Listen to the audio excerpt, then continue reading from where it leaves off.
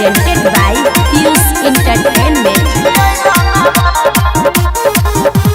Music by Mantu Manish.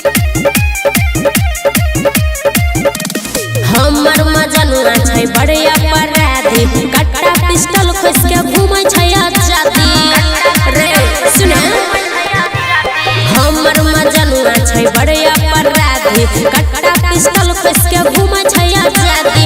38 जिला में उ करे छै राज, 38 जिला में उ करे छै राज। हेगे दिन दहाड़े कर देबो इलाज, मधुबनी जिला के छियै रानाबाज। दिन दहाड़े कर देबो इलाज, कर देबो इलाज, मधुबनी जिला के छियै रानाबाज।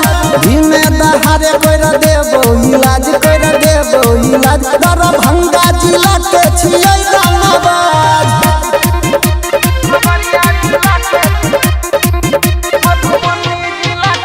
Mixed by Ajay Star. उड़े छी जकरा तू बल पर, टंगा जे तोराई फल पर, हो जे तो मोटर यहाँ गे हमरा सुनैये के कल पर। हेरे सुने हेरे चले छै ना मगली गली, यार हमर बाहुबली। ओकरा से ले भेज टपर, रोई कूद तो ससनली। देहू में मास में छोपो नहीं छी बाज, देहू में मास में छोपो नहीं छी बाज। हेगे दिन दहाड़े कर देबो इलाज, खगड़िया जिला के छियै रानाबाज। दिन दहाड़े कर देबो इलाज, कर देबो इलाज, खगड़िया जिला के छियै रानाबाज। दिन दहाड़े कर देबो इलाज, कर देबो इलाज, समस्तीपुर जिला के छियै रानाबाज।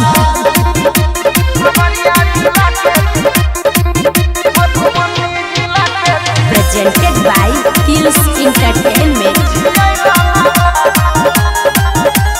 सगरो चले हमरे चलती, करिहे नहीं भूलो से गलती।